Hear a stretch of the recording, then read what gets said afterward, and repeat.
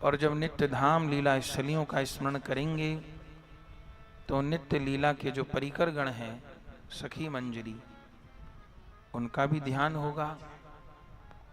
और जब उनका ध्यान होगा तो ब्रज में प्रत्यक्ष अप्रत्यक्ष रूप से जो भजन कर रहे हैं, ऐसे संत रसिक महानुभावों का भी स्मरण होगा। ये चारों एक दूसरे से जुड़े हैं। ब्रज में आज तक अनंत रसिक संत जन हुए हैं, हो रहे हैं और होते रहेंगे।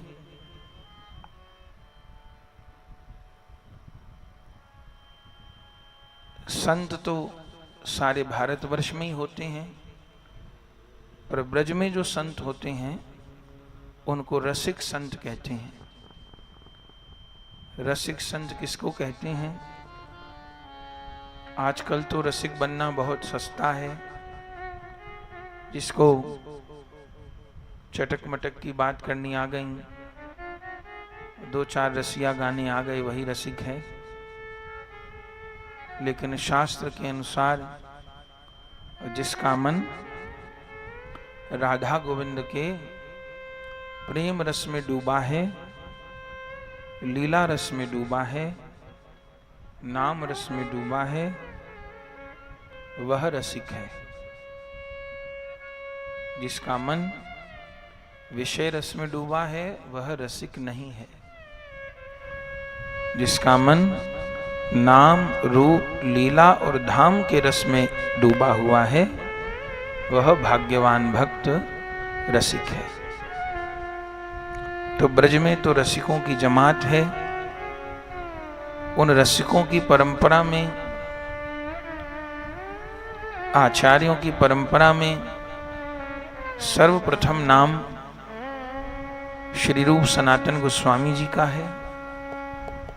श्री रघुनाथ भट्ट, श्री गोपाल भट्ट, श्री रघुनाथ दास, श्री जीव गोस्वामी जी का है। चूंकि रूप सनातन जी ने ब्रज में उस रस की हाट लगाई, उस रस को प्रकट किया, तो सर्वोपरि इन आचार्यों का नाम है। फिर अन्य सब आचार्य रसिक गणों का नाम है। और फिर श्री रूप सनातन जी अथवा जीव गोस्वामी पाद के काल में जो आचार्य हुए, उन सब आचार्य गणों के पश्चात एक बीच का काल है जो है 1700 से 1800 का काल। और फिर उसके बाद का ये 1900 और 2000 का काल। तो पूर्वाचार्य कहलाते हैं रूप सनातन गोस्वामी पाद। फिर परवर्ती मध्य आचार्य कहलाते हैं, जिनका भी हम चरित सुनेंगे, ब्रज के 4 सिद्ध बाबा। और फिर मध्य काल के बाद में जो अर्वाचीन महापुरुष हुए, वे हमारे बड़े बाबा महाराज, पंडित बाबा महाराज, जगदीश दास बाबा जी महाराज, गौरांग दास बाबा जी महाराज, ये बाद के आचार्य गण हो। तो पहले के हों, मध्य के हों, बाद के हों, सब रस से भरे हुए हैं। जिन्होंने भी रूप सनातन गोस्वामी जी का आश्रय लिया, उनका जीवन राधा गोविंद के प्रेम रस के बिना नहीं रह पाया। तो जिन बाबा की आज तिथि है वे मध्यवर्ती आचार्य हैं।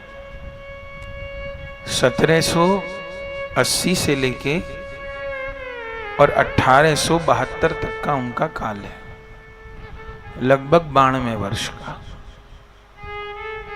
इस काल में ब्रज में 4 सिद्ध महात्मा हुए।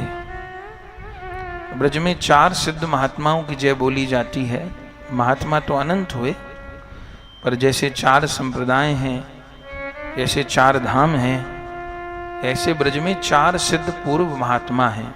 सिद्ध कौन कौन? उनका क्रम है, याद रखिएगा, याद होना ही चाहिए सबको। पहले कौन है क्रम में? कृष्णदास बाबा सबसे पहले हैं काम बन के जय कृष्णदास बाबा, प्रथम वो। ब्रज के भक्त ग्रंथ सबके पास होगा, होना चाहिए। अपना जो वैष्णव उपयोगी ग्रंथ है उसमें यदि आपने नियमों को पढ़ा हो, चक्कर है साधकों में अब गंभीरता ही नहीं है। साधक की दृष्टि चील के जैसी होती है, सेवक की दृष्टि चील के जैसी होती है। ये साधक बहुत सावधान होता है। अब वैष्णव उपयोगी ग्रंथ तो सबके पास होगा घर में, जो अपने वैष्णव हैं, पर उसमें ये लिखा हुआ है कौन से 4 ग्रंथों को पढ़ने का उस ग्रंथ में लिखा हुआ है, बताइए संजय कृष्णदास जी।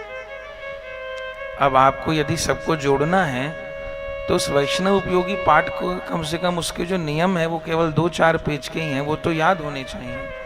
आप कैसे बता पाएंगे सबको? उसमें 4 ग्रंथ पढ़ने की आज्ञा की गई है, बताइए कौन कौन से? हाँ, चैतन्य चरितामृत नहीं, चैतन्य प्रेम सागर।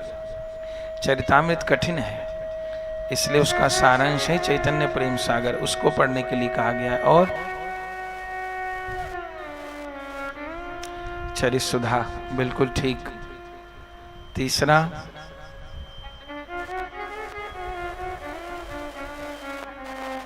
ब्रज के रसिकाचार्य। चौथा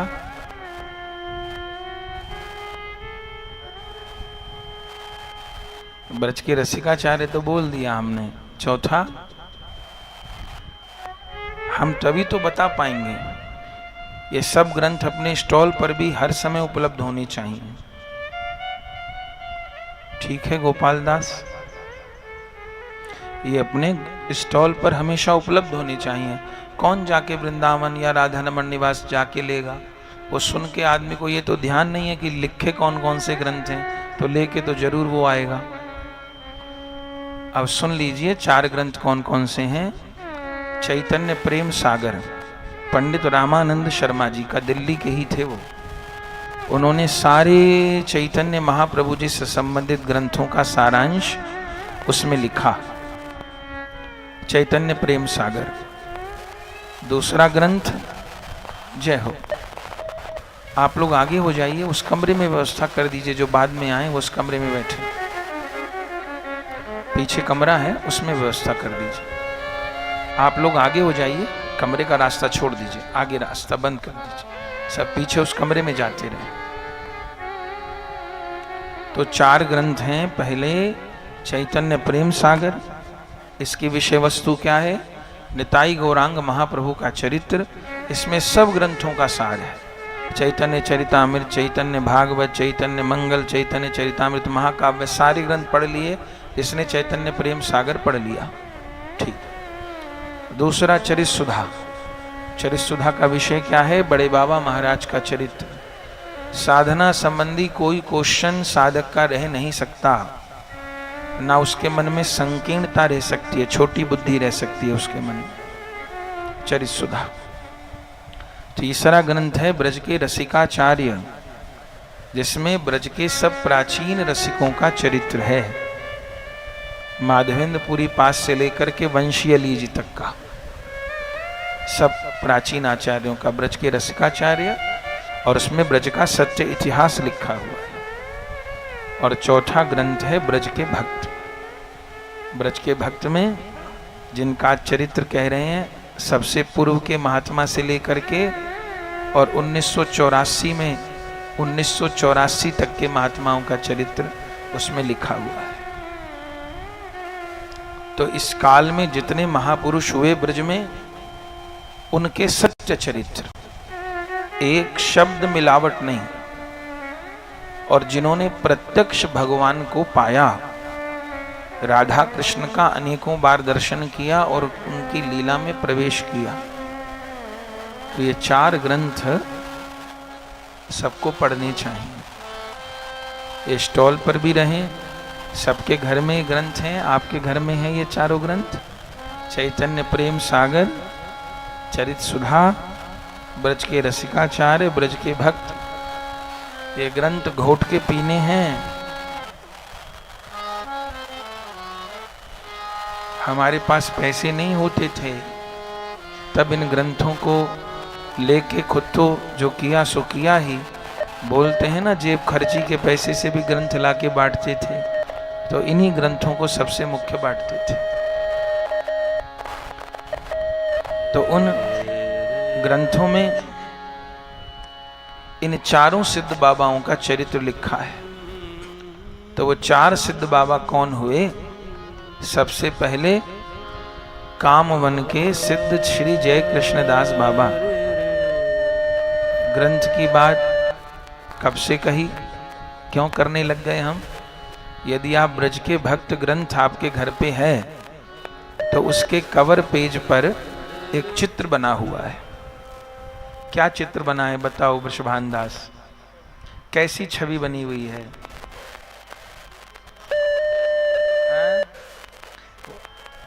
ब्रज के भक्त ग्रंथ के बाहर जो कवर पेज है, बताओ कैसी छवि उस पे बनी हुई है?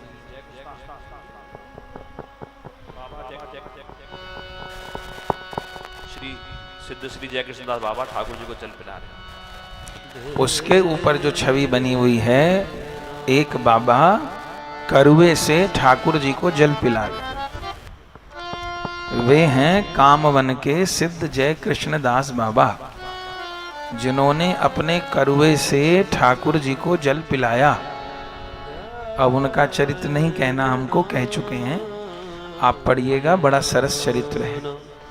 आज भी कामवन में उनकी समाधि है। उनके ठाकुर जी हैं जो उनको योग माया देकर गई, और वो करुआ भी रखा है जिस करुए से ठाकुर जी ने जल पिया था। गौचारण करते भगवान को प्यास लगी थी तो बाबा की कुटिया पे ठाकुर जी जल पीने आए थे।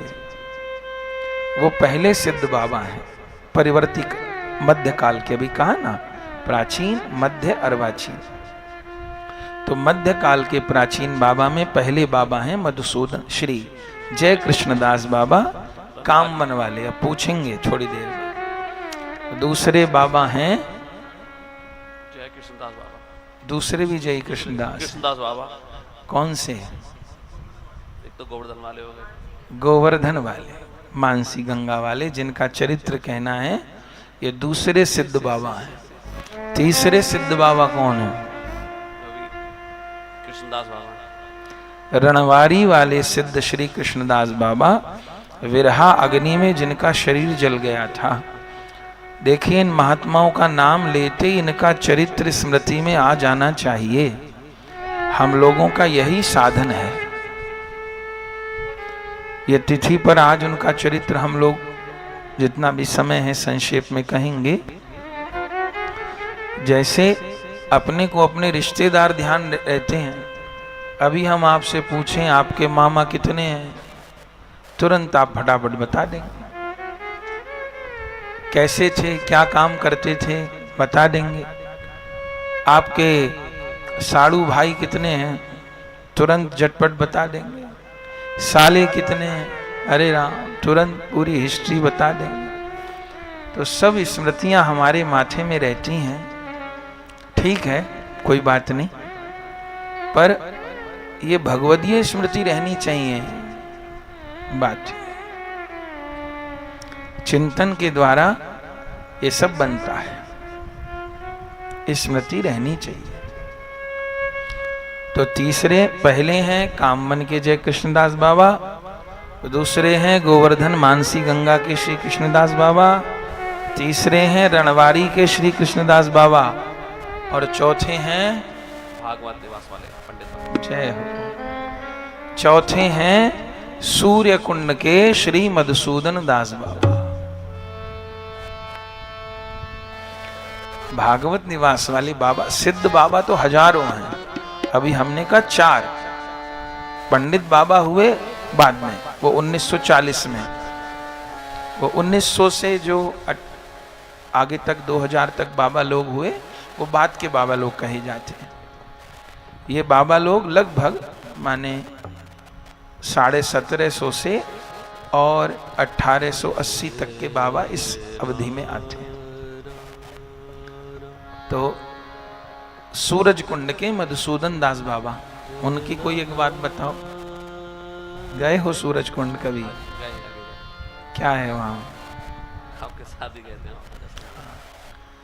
वहाँ पर राधा रानी प्रतिदिन आती हैं, आती थी ऐसा तो नहीं बोलेंगे, आती हैं।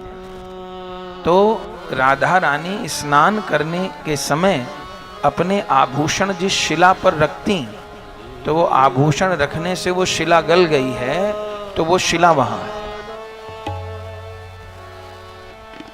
ब्रज 84 कोस में इन सब स्थानों पर हम लोग गए थे, जाते हैं। उसके अलावा भी गए थे, वो मधुसूदन दास बाबा है। इनमें से जो दूसरे बाबा हैं, दूसरे अर्थ माने जो पहले हुए वो पहले कहे जाते हैं, जो दूसरे कहे वो दूसरे। वे हैं मानसी गंगा के सिद्ध श्री कृष्णदास बाबा। आज भी गिरिराज जी में मानसी गंगा के एकदम तट पर लगी हुई इनकी समाधि है। इन बाबा का कहाँ जन्म हुआ? आज उनका तिरोभाव है। सन 1872 में आश्विन शुक्ल चतुर्थी को आज के दिन बाबा लीला में प्रविष्ट हुए। जिस दिन महापुरुष लोग लीला में प्रविष्ट होते हैं, उस दिन उनका तिरोभाव महोत्सव है। संसार में तो उसको पुण्यतिथि मानते हैं, पर अपने यहाँ उत्सव क्यों मानते हैं? क्योंकि उस दिन वो प्रिया प्रियतम की लीला में प्रविष्ट हुए। तो यहाँ से तो गए, पर राधा गोविंद के नित्य धाम में उनका जन्मोत्सव मनाया गया। तो राधा कृष्ण दरवाजे पर आकर के गोलोक के नित्य निकुंज के द्वार पे आके उनका स्वागत करते हैं। तो इसको तिरोभाव महोत्सव बोलते हैं। अपने लिए तिरोभाव है, नित्य लीला में उनका आविर्भाव। तो आज बाबा का तिरोभाव उत्सव है। चरित्र बड़ा है, संक्षेप में हम कहते चले जाएंगे ताकि स्मृति सबको हो जाए। बाबा का जन्म सन 1780 में उड़ीसा के मयूरभंज जिले में ग्राम दामोदरपुर में हुआ। आपके पिताजी नरोत्तम ठाकुर जी की परंपरा में थे। माने बाबा का वंश कौन सा था? नरोत्तम ठाकुर जी वाला। नरोत्तम ठाकुर जी की परंपरा में आपके पिताजी थे, बहुत धनवान थे। आपके पिताजी का नाम था सनातन कानून गो। आपकी माता जी का नाम था जरी देवी। आप 3 भाई थे। बड़े भाई थे श्री रामचंद्र दास, दूसरे भाई थे प्रसादी जी, और तीसरे सबसे छोटे थे वट कृष्णदास। 3 भाई थे। घर में बहुत संपन्नता थी। माता पिता भी विलक्षण थे, तीनों बेटे भी विलक्षण थे। पिताजी का देहांत हो गया। तब सबसे छोटे वाले जो वट कृष्णदास थे वो 16 साल के थे और उनके बड़े भाई बड़े थे। पिताजी का देहांत हो गया, तब तक तीनों बालकों में से किसी का भी ब्याह नहीं हुआ था। माताजी बड़ी पतिव्रता थी। तो जब पिताजी का देहांत हो गया तो माताजी सती होने के लिए तैयार हो गई। सती होने के लिए तैयार हो गई। उन्होंने अपना सिंदूर बिंदी कुछ नहीं पोंछी, मैं सती होंगी। अपने पिता अपने पति के शरीर को गोद में लेकर चिता में बैठ गईं और तीनों बेटों को आज्ञा दी, अग्नि लगाओ। तीनों बेटे रोने लगे। माँ ने कहा कि मैं सती होंगी, घबराओ मत, अग्नि लगाओ। तो तीनों बेटों ने उस समय अपनी माँ से पूछा कि हमारे लिए क्या आज्ञा है। तो बड़े बेटे और मझले बेटे उनको आज्ञा दी तुम ग्रस्त होना, पिता के वंश को आगे बढ़ाना। दोनों बेटों को तो ये आज्ञा दी। छोटे बेटे 16 साल के थे, उनका नाम था बट कृष्णदास। उन्होंने पूछा माँ मेरे लिए क्या आज्ञा है? तो सती होने जा रही है माँ, और बेटे को क्या कह रही है? तुम ग्रस्त मत होना, तुम वृंदावन चले जाना, तेरे द्वारा राधा रानी भजन का आदर्श उपस्थित करेंगे। छोटे बेटे को ही आज्ञा, यही छोटे बेटे सिद्ध बाबा बने आगे चल के। तब तीनों बेटों ने माँ को अग्नि दी, माने पिताजी का शरीर छूट गया था, माँ सती हो गई, अग्नि दी और खड़े रहे। धन्य है माँ, ऐसी पतिव्रता थी कि अग्नि लगी और माँ को कष्ट नहीं हुआ। ऐसी सतियां भारत में हुई, अग्नि लग गई और कष्ट नहीं हुआ, अपने पति के साथ जल करके भस्म। तीनों बेटों ने अपने माँ बाप दोनों की अंतिम क्रिया की, और बाकी जो बड़े दोनों भाई थे वो तो लौट आए, घर में बहुत संपत्ति थी, तो वो लोग फिर ग्रस्त हो गए, अपना कमाए खाए, सारी संपत्ति को भोगे। लेकिन जो छोटे वाले थे बट कृष्णदास बाबा, वे वहीं से ब्रज आ गए, वे घर ही नहीं गए, ब्रज आ गए 16 वर्ष की आयु में। और ब्रज में आकर के बाबा ने वृंदावन में वास किया। वो काल कैसा था संजय कृष्णदास जी? उस समय औरंगजेब का आक्रमण होके चुका था, माने औरंगजेब भी मर चुका था, पर त्रासदी होके चुकी थी, जो भी उसने पाप जिंदगी में किए थे। तो ब्रज पूरी तरह से तहस नहस था उस समय जब बाबा गए। राधा रमन जी को छोड़ के एक भी ठाकुर उस समय वृंदावन में नहीं थे। बांके बिहारी जी नहीं थे उस समय वृंदावन में, कामवन में थे। राधा वल्लभ जी कामवन में थे, गोविंद देव जयपुर में थे, गोपीनाथ जयपुर में थे, श्रीनाथ जी जयनाथ द्वारा चले गए थे। कोई एक केवल राधा रमन जी थे। राधा रमन जी का भी जो ये मंदिर है, ये मंदिर नहीं था, ये बाद में बना है। तो ऐसे छोटी सी किसी मड़ैया में ठाकुर जी विराजमान थे। बाकी ब्रज एकदम लुप्त गुप्त था। जो महात्मा गदर के बाद बच गए थे जीवित, वे भजन कर रहे थे। यह स्थिति थी। एकदम वृंदावन तो उजाड़ जैसे ही था।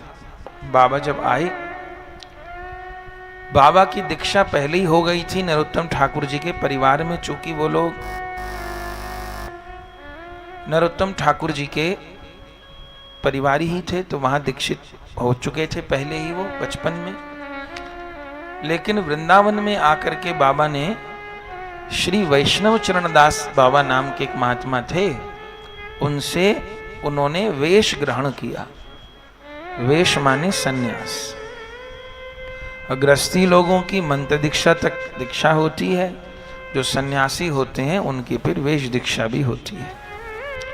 तो उन्होंने उनसे वेश ग्रहण किया, और पहले उनका नाम था बट कृष्णदास, फिर वेश के बाद उनका नाम हुआ श्री कृष्णदास। बाबा 2 वर्ष लगभग वृंदावन में रहे, पर उनका वृंदावन में मन नहीं लगता था, क्योंकि उनको ठाकुर जी का दर्शन करना, ठाकुर जी की सेवा करना, ये इसमें बड़ी प्रीति थी। ब्रज में कोई ठाकुर ही नहीं थे, और वो आए थे कि गोविंद जी का दर्शन करूंगा। उनको ये भी नहीं पता था कि गोविंद जी हैं ही नहीं अब वृंदावन में। वो सोच के आए थे कि रूप गोस्वामी पाद के ठाकुर हैं, उनका मैं दर्शन करूंगा, सेवा करूंगा। पता चला वो तो जयपुर गए हैं, चले गए हैं सदा के लिए। तो बाबा फिर वृंदावन से जयपुर चले गए। आज भी गोविंद देव जयपुर में विराजमान हैं। तो जयपुर में ठाकुर जी सेवित थे, राजा का राज था। बाबा उनसे जाके मिले और सब बात बताई। मैं ऐसे नरोत्तम ठाकुर की परंपरा से हूं, तो मुझे गोविंद देव जी की सेवा कोई दे दो। तो बाबा का ब्राह्मण शरीर नहीं था, बाबा कायस्थ परिवार से थे, नरोत्तम ठाकुर की परंपरा में थे। तो बोले अंदर की सेवा तो नहीं मिलेगी, बाहर की मिल जाएगी। बोले ठीक है। तो गोविंद देव जी के मंदिर में झाड़ू पोछा, सब्जी लाना, सब्जी अमनिया करना, बर्तन धोना, ये सब काम बाबा करते थे। सेवा गोविंद देव की कोई भी सेवा ठाकुर की सेवा है। और उनको तीनों समय प्रसाद मिलता था मंदिर से। पहले मंदिरों में तनख्वाह नहीं दी जाती थी।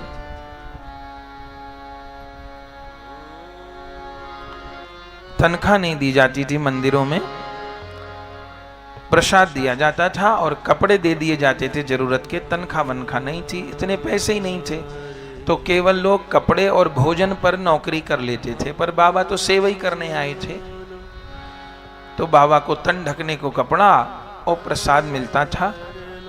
लगभग 10 साल तक बाबा ने जयपुर में गोविंद देव जी की सेवा की।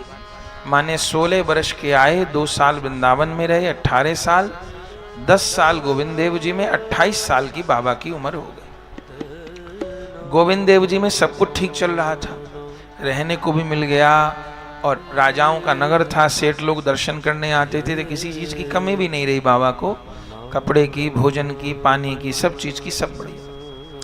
लेकिन समस्या ये हो गई कि बाबा को उन दिनों, जिन दिनों वो गोविंद देव जी के मंदिर में रह रहे थे, भजन भी कर रहे थे, दर्शन सेवा सब कर रहे थे, लेकिन उनके भीतर काम जागृत हो गया।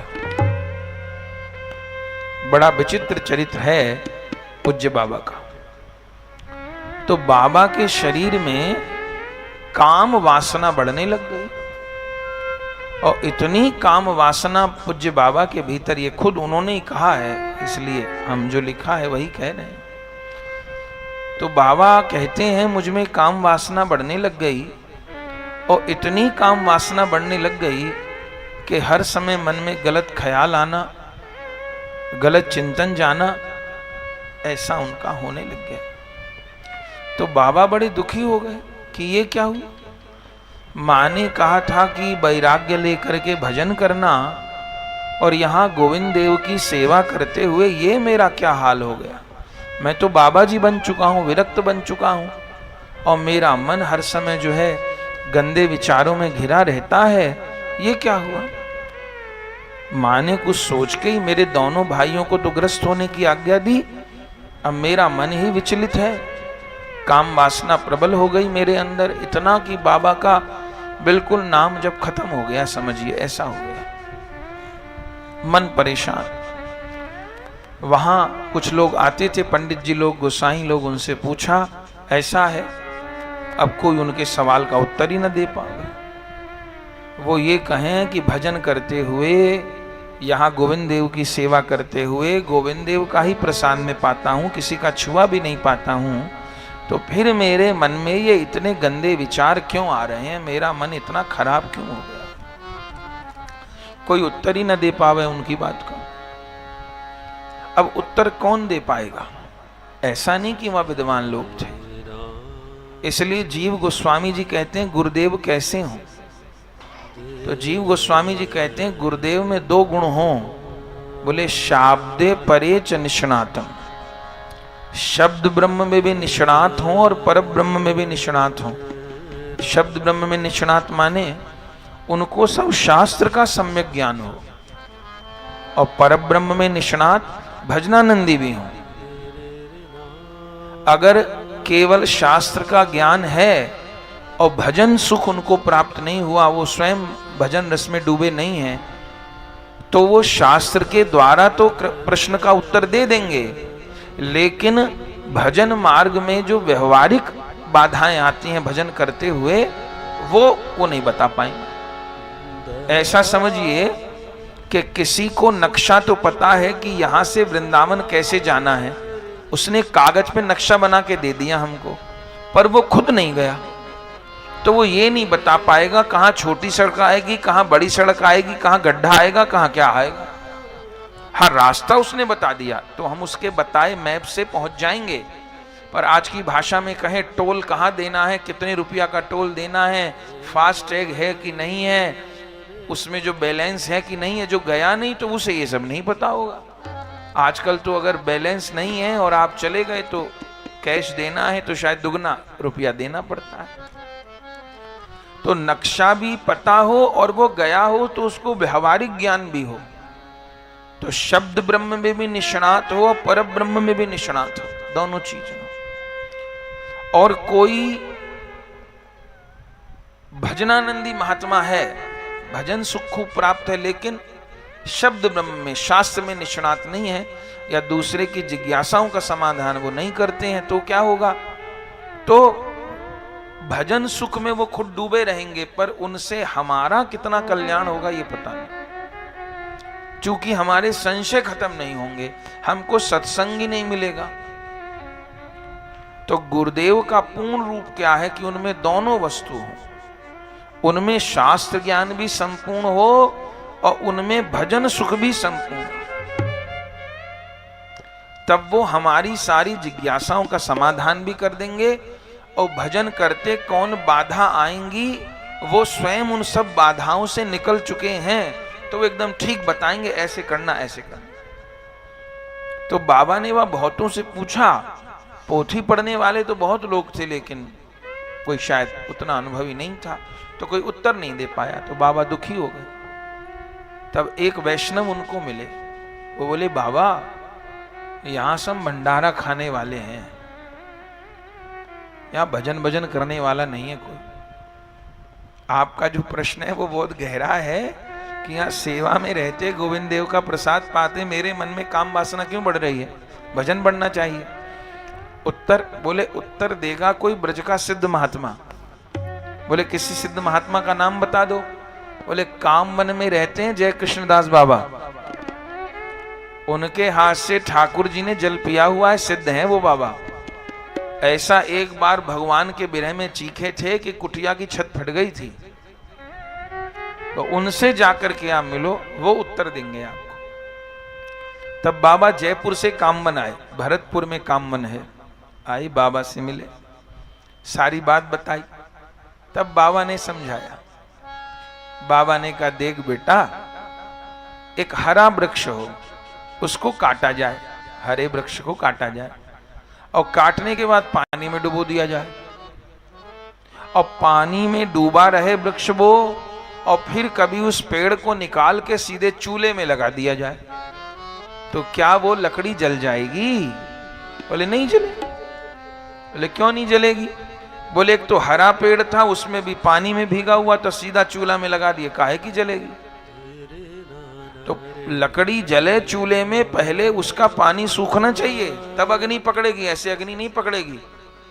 तो बाबा ने समझाया, बेटा जन्म जन्म का विषय मन है, अनंत जन्मों से हम जीवों ने भले पशु पक्षी की योनि में रहे और भले मनुष्य योनि में कभी रहे हों, 4 काम हम लोगों ने खूब किए। क्या क्या? आहार, निद्रा, भय और मैथुन, संतति। ये 4 काम में हर जीव प्रवीण है। आहार, निद्रा, भय और संतति, ये 4 काम करते रहे, तो इन 4 कामों में वृत्ति बनी है। एक मानव शरीर ऐसा है जो इन 4 कामों से अतिरिक्त भगवान की प्राप्ति वाले मार्ग पर आगे जा सकता है। लेकिन बेटा पिछला अभ्यास तो वही है, आहार, निद्रा, भय, मैथुन वाला। तो क्या करना होगा? बोले पहले वो जो पिछला विषय रस है उसको सुखाओ। तो बोले वो सूखेगा कैसे? बोले तुमको सत्संग करना होगा। बोले वहां गोविंद देव जी की सेवा करता हूं मैं, प्रसाद वहां का पाता हूं। बोले वो सब ठीक है, ठाकुर सेवा करनी अच्छी बात है, पर पहली पास करे बिना, दूसरी चौथी पास करे बिना माँ बाप 5 साल के बच्चे का पैसा देके 10वीं में एडमिशन करवा दें, ठीक, और दुनिया को कहें हमारा बच्चा 10वीं में है, तो क्या होगा? वो केवल कहने को 10वीं में है, ABCD उसको आती नहीं, ऐसे अनार आते नहीं, एक अहंकार और कर लिया कि बच्चा 10वीं में है। तो बच्चे को 10वीं में दाखिला दिला दिया, कुछ फल नहीं होगा, चूंकि पहली दूसरी चौथी पास ही नहीं की। उसको ऐसे अनार आता नहीं, 2 का पहाड़ा उसको आता नहीं, A to Z उसको आता नहीं, करवा 10वीं क्या 12वीं में करवा दो, लाभ क्या होगा? तो बच्चे को पहली कक्षा पास करनी होगी, ऐसे अनार सीखना होगा उसको। तो ऐसे भजन मार्ग में श्रवण भक्ति करनी होगी बेटा, और कीर्तन भक्ति करनी होगी, नाम जप वाली भक्ति करनी होगी। तुमने श्रवण भक्ति की नहीं, तुमने कीर्तन नाम जप वाली भक्ति की नहीं, सीधी सेवा में पहुंच गए तुम, तो इसलिए ऐसा हो रहा है। बोले वहां पर मैं ग्रंथ का सत्संग तो करता हूं और नाम जप भी मैं करता हूं, लेकिन वहां पर गोविंद देव जी का पवित्र प्रसाद पाता हूं। पर प्रसाद पाते हुए माने इतनी काम वासना मेरे में जागृत क्यों हो गई बाबा, भी मेरा पूरा समाधान नहीं हुआ। तब जय कृष्णदास बाबा ने कथा सुनाई कृष्णदास बाबा को। बोले बच्चे कथा सुनो, सत्य घटना है। क्या? बोले रूप सनातन गोस्वामी जी अंतर ध्यान हो चुके थे। गौड़ देश से कीर्तन मंडली वृंदावन आ रही थी पैदल। रास्ते में एक वैश्या का घर पड़ा, वो अपनी अटारी पे खड़ी थी। गौड़ देश से महात्मा लोग पैदल वृंदावन जा रहे थे, कीर्तन करते जोरदार, सारे सिद्ध महात्मा थे। वो वैश्या ने देखा, पता नहीं उसको क्या हुआ, देखते ही मन परिवर्तन हुआ, और महात्मा लोग जहां कीर्तन कर रहे थे, वैश्या वहां पर आकर के रज में लोटपोट होने लग गई। वो कीर्तन का प्रभाव था, महात्मा की चरण रज का प्रभाव था, उस वैश्या का मन ही परिवर्तित हो गया उन महात्माओं की चरण रज में लूटने से, पाप क्षय हो गए उसके।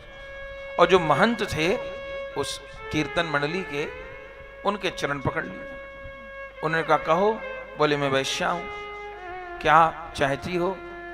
बोले मैं कुछ नहीं चाहती, बस मैंने अपने जिंदगी भर पाप से जो कमाई की है वो सब मैं आपको देना चाहती हूं, और अब मैं भजन करना चाहती हूं। मेरी सारी जिंदगी पाप में बीत गई, मेरी वृद्धावस्था आ गई है, सारी जिंदगी मेरे पाप में बीती है, बस अब मुझे आप चरणाश्रय प्रदान करो। जो महंत जी थे वो महापुरुष रहे होंगे, उन्होंने उस वैश्या को महामंत्र का उपदेश दे दिया, नाम जप का उपदेश दे दिया, एकादशी व्रत का उपदेश दे दिया, और कहा तुम नाम जप करो तो तुम्हारा कल्याण होगा। बोले मेरे से मेरा सब पैसा ले लीजिए, मेरे पास लाखों रुपया के आभूषण है, ले लीजिए। उन्होंने कहा हम क्या करेंगे आभूषण? बोले वो मेरा पाप का ही पैसा है, मैं बस देना चाहती हूँ, लुटा देना चाहती हूँ, जहां आपको देना हो दे देना। तो उन्होंने कहा कि हम तो नहीं लेंगे, तुम गोविंद देव जी की सेवा में दे दो। गोविंद देव जी इस समय ऐसे ऐसे सेवा चल रही है, औरंगजेब का आक्रमण होकर चुका था, उसके बाद की बात है। तो मंदिर कठिनाई में है, तो मंदिरों में दान कर दो, वहां ठाकुर जी के राग भोग की व्यवस्था हो जाएगी। तो वो वैश्या सारा पैसा अपना, माने उस जमाने में कम से कम 1 लाख रुपया उसके पास थे, वो उसने गोविंद देव जी में दान कर दिए। गोविंद देव जी में दान कर दिए तो वहां के उस समय जो महंत थे, उनको जब पता चला कि वैश्या का पैसा है, तो उन्होंने लेने से मना कर दिया। बोले हमारे क्या अपने को बेड़ा गर्क करना है, जो वैश्या का पैसा हम लोग लेंगे, हम ठाकुर सेवा में नहीं लगाएंगे। तो वो जो वैश्या थी वो अनशन करके पड़ गई कि ना महात्मा स्वीकार कर रहे, ना ठाकुर स्वीकार कर रहे, और मैं तो नरकगामी होंगी, तो अनशन करके वो पड़ गई, मरूंगी मैं। वो वैश्या अनशन करने लग गई तो ठाकुर जी को बेचैनी हो गई।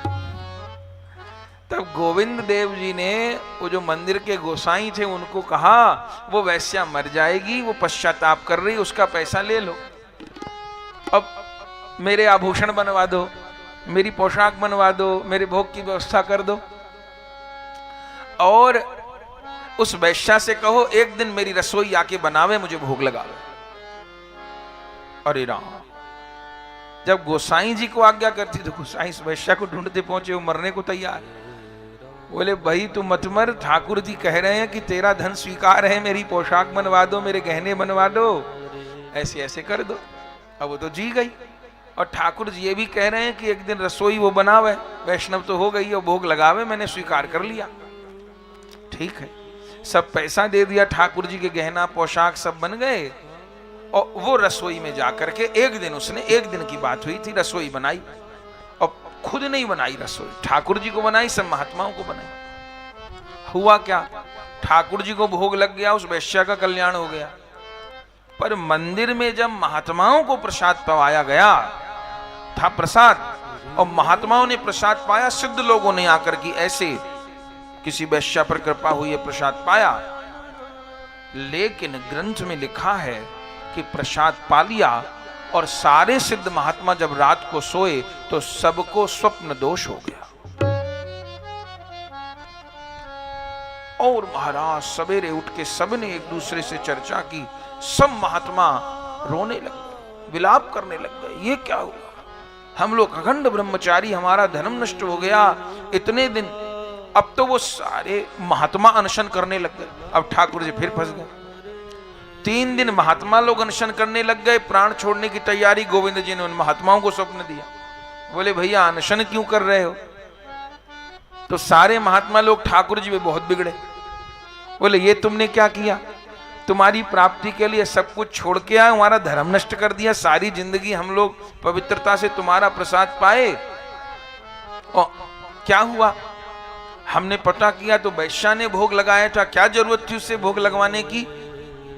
और यदि वो भक्त थी, तुमने अपना लिया था, तो अपवित्रता क्यों आ गई फिर, और हम लोगों की ऐसी दशा क्यों हो गई?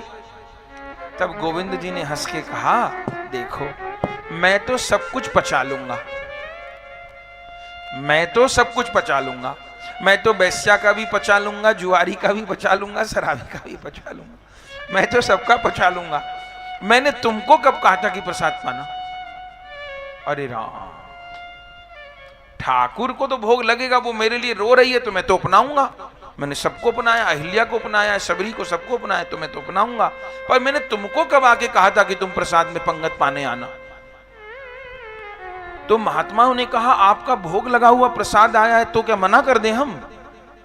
बोले मना मत करो, पर जब तुमको पता था कि वैश्या के पैसे से भोग लग रहा है तो केवल एक तुलसी दल ले लेते, एक चावल का दाना उठा के प्रसाद का सम्मान कर देते, माथे से लगा लेते, पा लेते एक कण, पेट भर के न पाते तो बच जाते।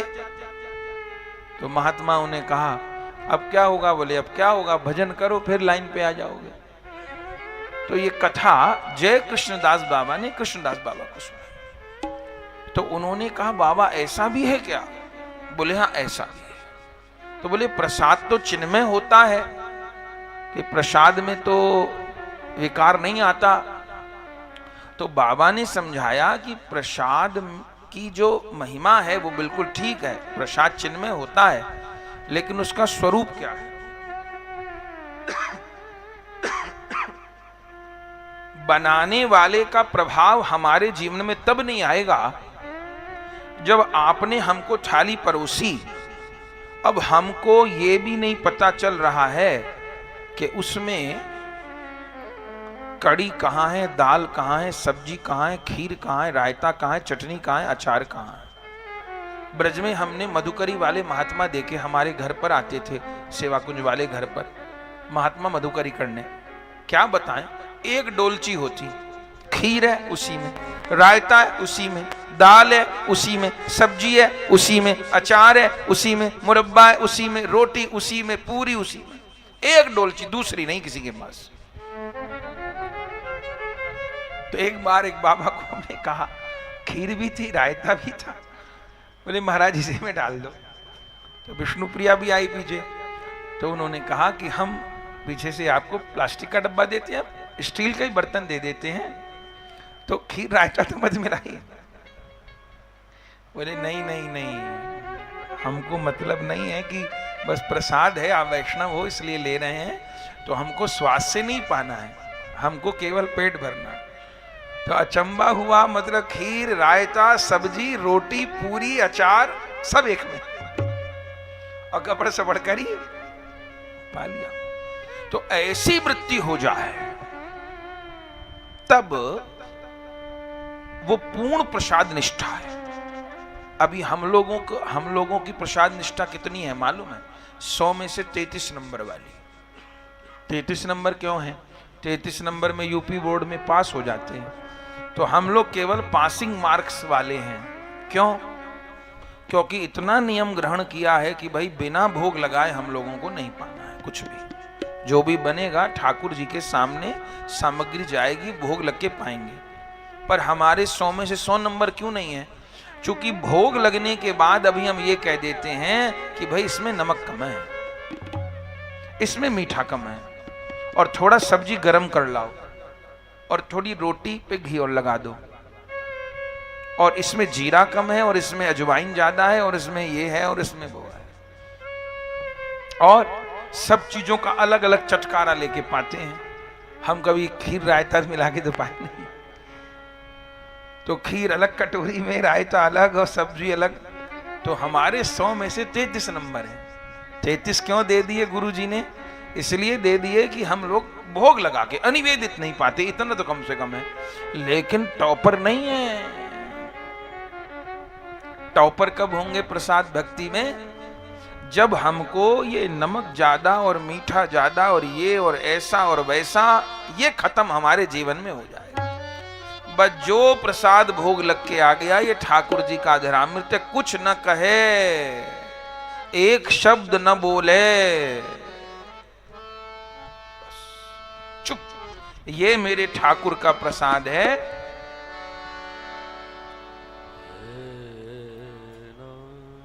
यदि ऐसा हो जाए तो हर घर का झगड़ा हमको लगता है आधा तो खत्म हो जाए। खत्म हो जाए ना बहन जी? आधा कितना खत्म हो जाए? सारे खत्म। अच्छा द्वैतदास जी, ऐसा है क्या? चलो, ऐसे तो नहीं लगते बेचारे। अच्छा बेटा ठीक है, चलो उसको तो छूट है अभी। तो ये है प्रसाद से। पर हम लोग के 100 में 33 ही नंबर है। 33 इसलिए कि भोग लगाए बिना नहीं पाए। रसोई ठाकुर जी की है, मालिक ठाकुर जी है, इतने में भी ठीक है। लेकिन अपने यहाँ क्या है कि भोग लगी हुई थाली जो है वो गर्म नहीं होती रसोई में। क्यों नहीं होती? क्योंकि ठाकुर जी पाली है। ऐसा नहीं कि कटोरी ठंडी हो गई, घंटा भर भोग लगे हो गया तो क्या करिए। तो ये भी हम लोगों के हथकंडे हैं, करना तो ऐसा भी नहीं चाहिए। पर छूट क्या है कि एक कटोरी ठाकुर जी की भोग लगी दाल है, ठंडी हो गई, 2 घंटा रखे, तो उसको चूल्हे पे गर्म नहीं करेंगे, उसमें गर्म दाल मिला लेंगे। ठाकुर जी का दूध 1 गिलास रखा, उसकी चाय नहीं बनेगी, वो गैस पे जाके गर्म नहीं होगा। हाँ, उसको ऐसे ही पी लीजिए या उसमें गर्म दूध मिला लीजिए। ठाकुर जी की रोटी ठंडी है, वो ऐसी पाई जाएंगी। भोग लगी हुई वस्तु चूल्हे पे जाके दोबारा गर्म नहीं होगी। न तो अपमान कर दिया प्रसाद का। तो 100 में से 33 ने 0 रह गए। तो भोग लगी हुई वस्तु को उसी रूप में ग्रहण कर लिया, लेकिन सब चीज का अलग अलग स्वाद लिया। तो जब तक ये जीव नमक मिर्चा मीठा तीखा सब मांग रही है, तब तक प्रसाद भक्ति में अभी वस्तु बुद्धि मिली हुई है। तो ये सब बाबा ने बात समझाई कृष्णदास बाबा को कि बेटा तू प्रसाद पाता था, कभी ऐसा हुआ कि सब चीज तूने एक साथ मिला ली हो? कभी ऐसा भी होता था कि ऊपर से नमक डालता था? कभी ऐसा भी होता था कि आज मीठा ही मिले, आज ऐसा मिले, गरम गरम प्रसाद आ जाए, गरम गरम भात आ जाए तो ठीक है। तो क्या करो, अब ठीक है ठाकुर जी को प्रणाम कर लो, अब ब्रज में रह करके भजन करो और सबसे पहले अपने स्वाद को जीतो।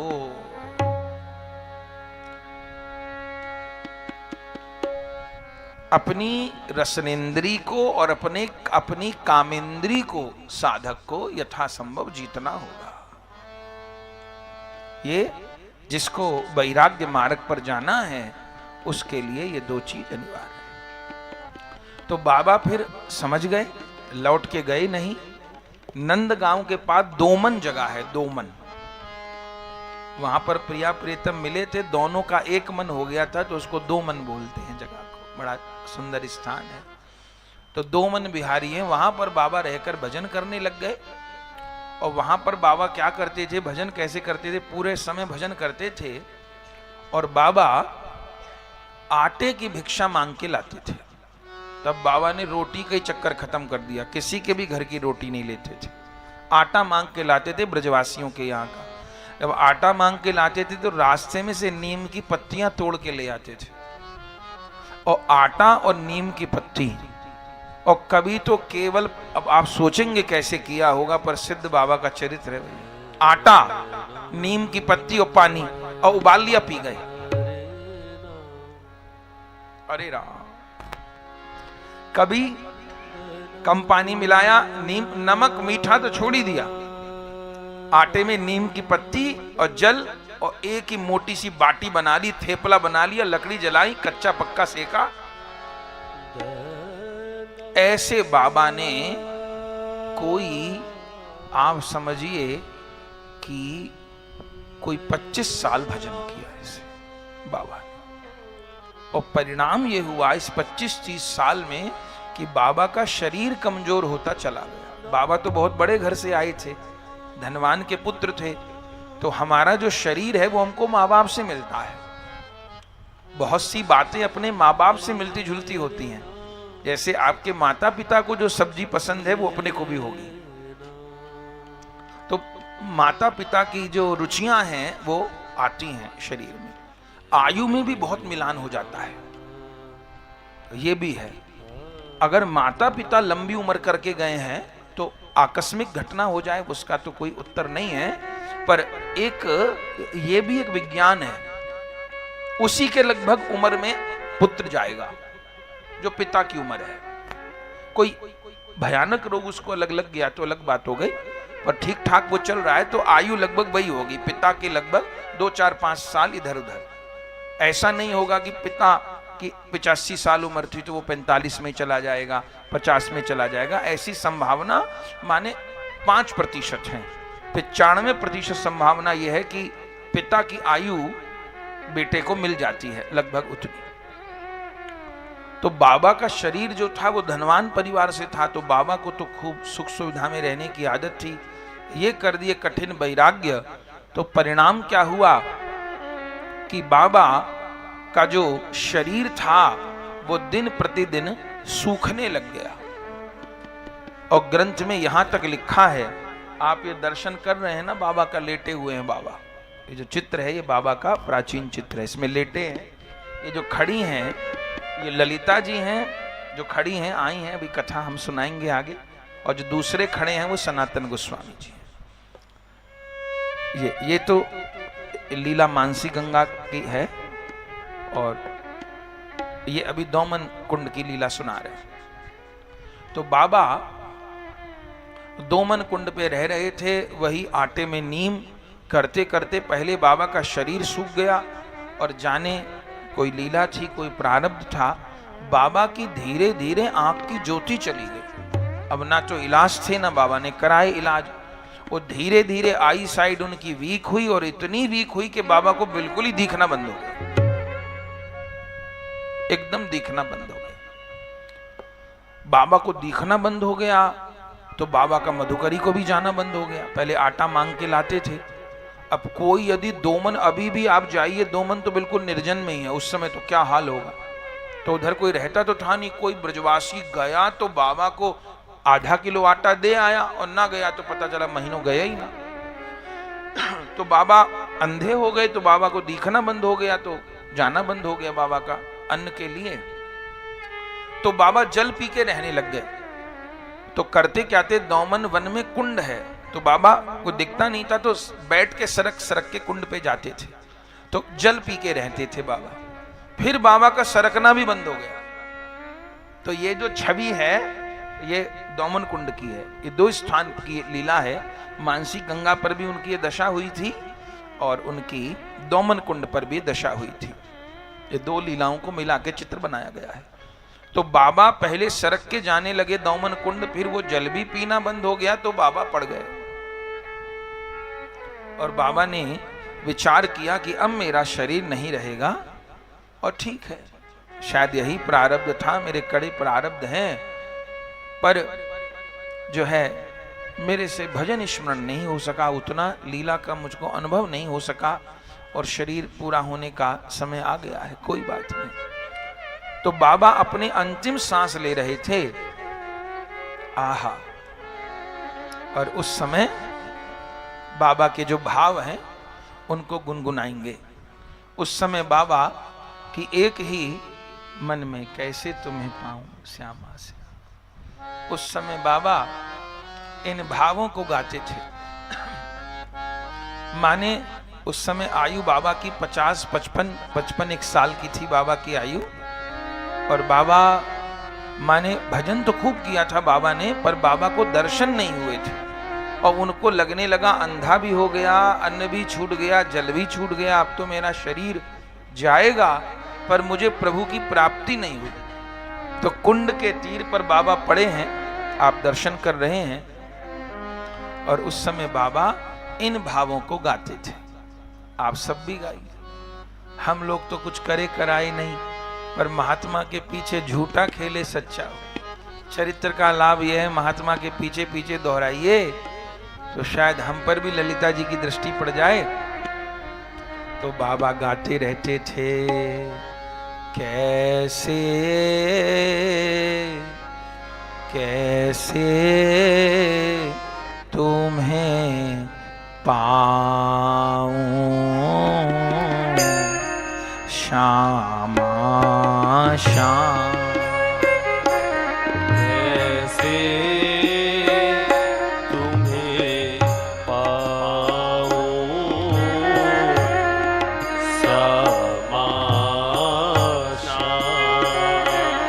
कैसे तुम्हें पाऊं श्यामा श्याम।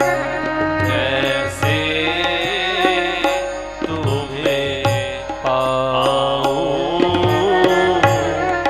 श्यामा श्याम। तिहारी कहाँ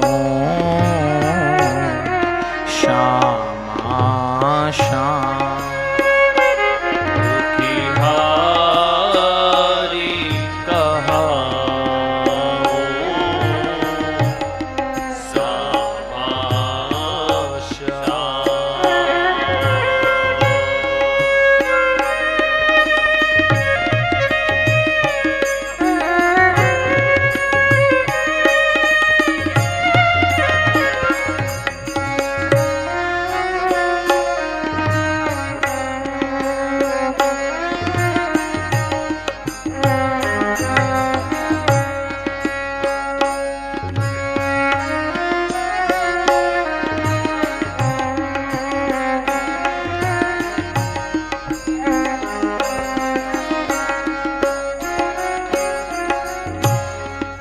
मम प्रारब्ध पछारत पीछे। मन प्रारब्ध पछारत पीछे। मम प्रारब्ध पछारत पीछे। मम प्रारब्ध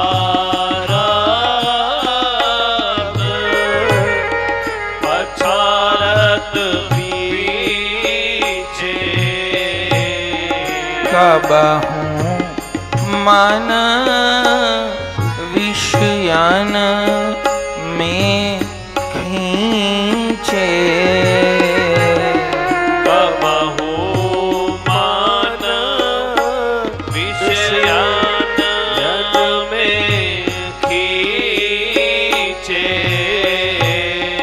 कबहूँ मन विषयन में खींचे। कबहूँ मन विषयन में खींचे। संभर नहीं पाऊं श्यामा श्याम। संभर नहीं पाऊं श्यामा श्याम। कैसे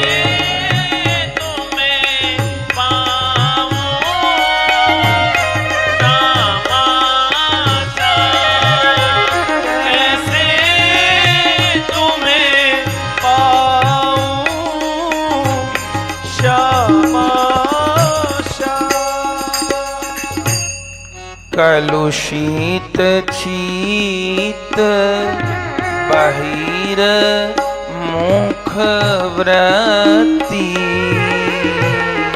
कलुषित शीत बहिर्मुख व्रती कलुषित शीत बहिर्मुख व्रती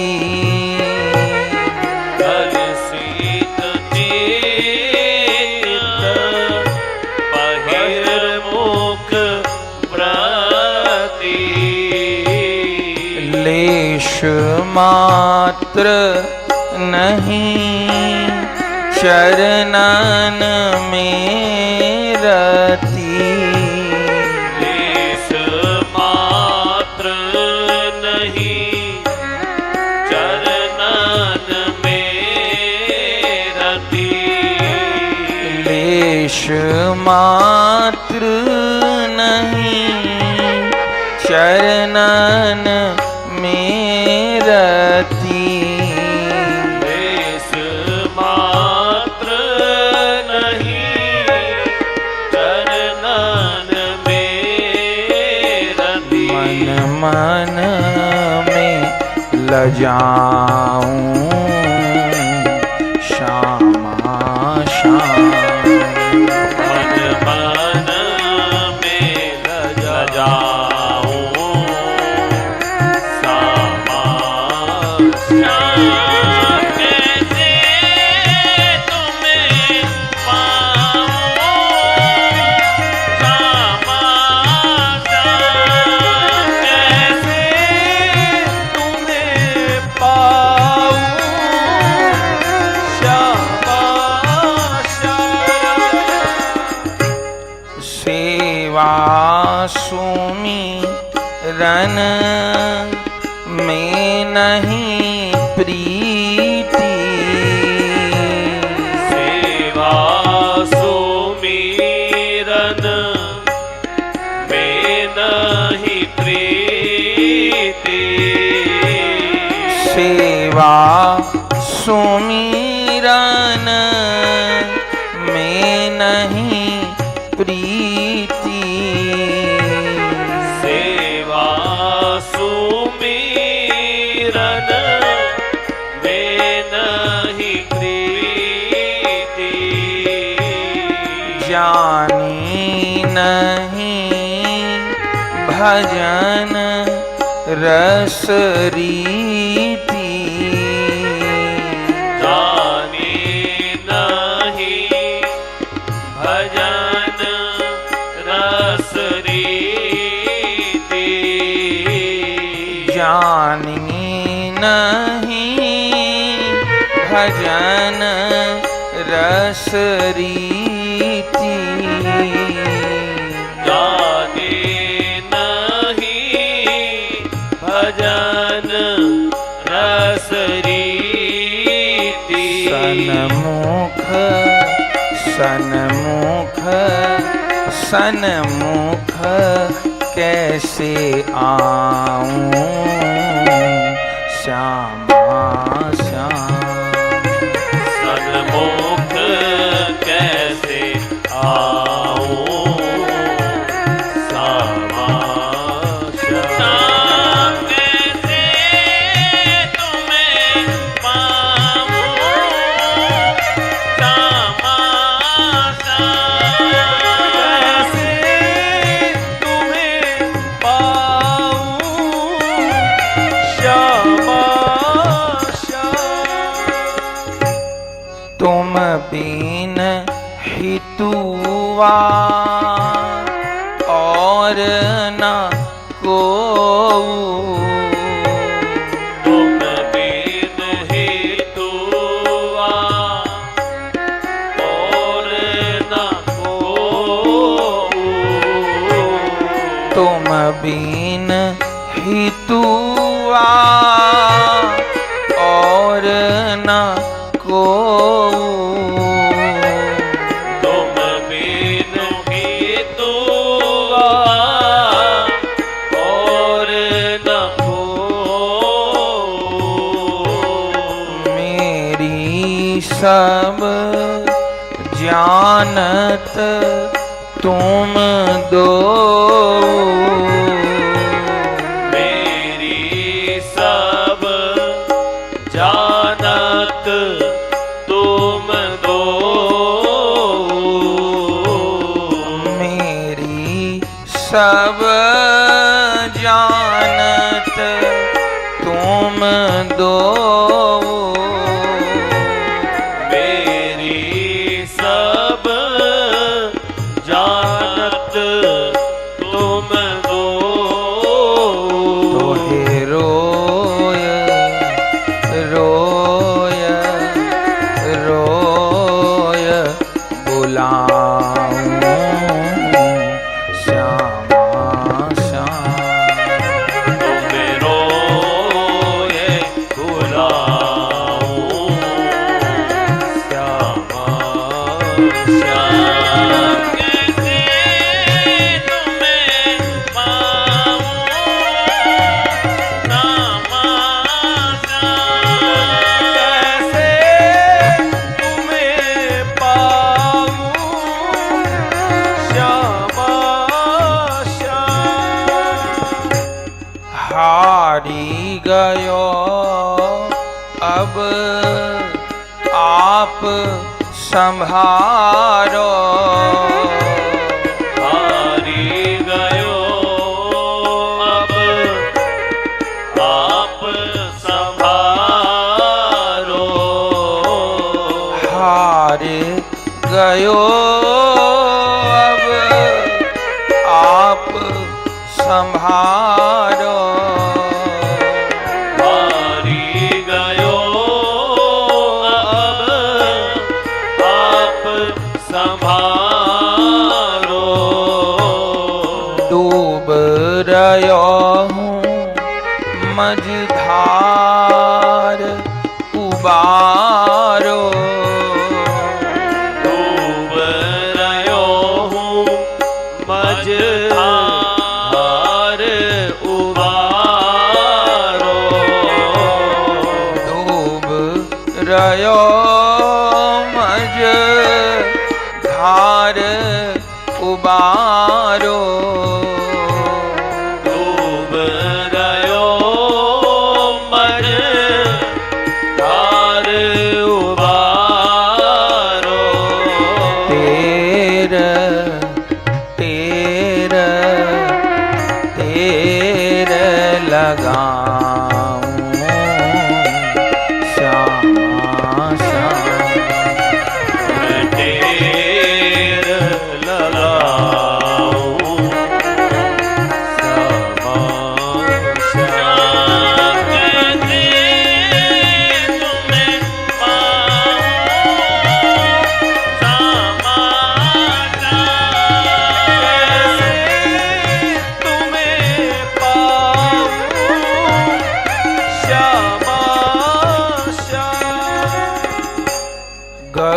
गौरदास पे करुणा कीजय, गौरदास पे करुणा कीजय, गौरदास पे करुणा कीजय, श्री गौरदास पे करुणा कीजय, कैसे हूँ करी अपनी कर लीजय, कैसे मुकारी अपनी कर लीजय, कैसे हूँ करी अपनी कर लीजय, कैसे मुकारी अपनी कर लीजय, सेवा सेवा सेवा सुख पाऊं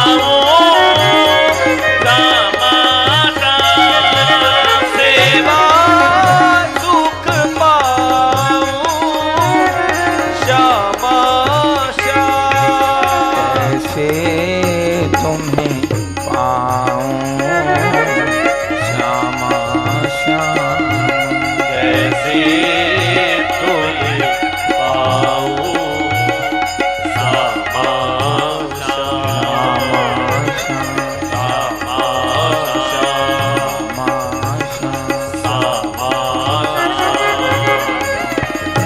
श्यामा श्याम,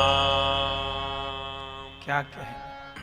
तो तट पर बाबा पड़ गए, शरीर निश्चेष्ट, आंखों से देखता नहीं है। बाबा तट पर पड़े हैं। आहा, उसी समय ललिता जी पधारे। ग्रंथ में लिखा है, राधा रानी ललिता जी के साथ बरसाने से नंदगांव जा रही थी। तब बाबा की पुकार कान में गई। राधा रानी ने ललिता जी को कहा, अरे ललिता, ये बाबा कैसे रो के पुकार रहे हो है, लगे तुम मेरे नाम पे कलंक लगाएगी। बोले क्या हुआ श्री जी?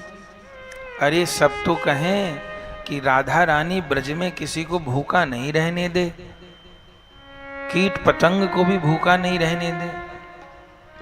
हमने कोरोना काल में देखा, कहीं भुखमरी हुई हो, वृंदावन में तो नहीं हुई। ना एक भी वृंदावन का बंदर भूखा मरा, ना एक भी गैया और बछड़ा। हमने कई बार कहा कि जब थोड़ा सा हल्का हुआ, उसके पहले भी वहाँ तो कोरोना था नहीं, तो इतना ज़्यादा वो भी नहीं था पुलिस का पहरा, तो हम लोग गलियों से चले जाते थे परिक्रमा मार्ग में। तो 2-3 महीने सोचते रहे कि कैसे निर्वाह हो रहा होगा, यात्री आने बंद हो गए, सब सुनसान। तो लोग बंदरों को चना वना डाल देते थे, बेचारे बंदर कहाँ, सब कुछ बंद, मर गए होंगे, क्या हुआ होगा। और गैया बछड़ा सब। तो जब पहले दिन हम निकले कोरोना में, माने 2-1 महीने बाद परिक्रमा मार्ग में, आश्चर्य आपको होगा, एक बहुत बड़ा ट्रोला जिसमें रेता बदरपुर ले जाते हैं, उसमें सब्जियां भरी हुई थी, कच्ची सब्जियां, और 2-3-4 लोग सड़क के किनारे डालते हुए जा रहे थे। और आप सोचिए कि बंदर के पास केला रखा हो और बंदर न खावे, तो इसका मतलब क्या है। फल, सेब, टमाटर, आलू, घिया, ककड़ी, खीरा, माने बंदर भी, गैया भी, और जो भिखारी लोग रहते हैं परिक्रमा मार्ग में, वो लोग उठा के ले जा रहे थे। हमको लगा कि राधा रानी अब भूखा नहीं रहने देंगे किसी को। कौन थे पता नहीं, हम तो जान भी नहीं पाए उनको। माने सब खूब झिक करके ताजा ताजी सब्जी, ताजा फल सब खूब तो हमको लगा राधा रानी भूखा नहीं रहने देंगी किसी को।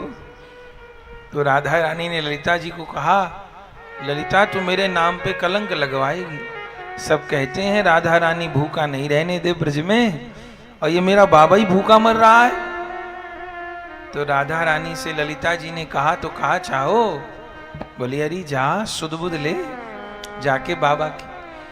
तो ललिता जी ने गोपी का रूप बनाया। ये जो रूप दर्शन हो रहा है बाद का है, पहले तो गोपी रूप में।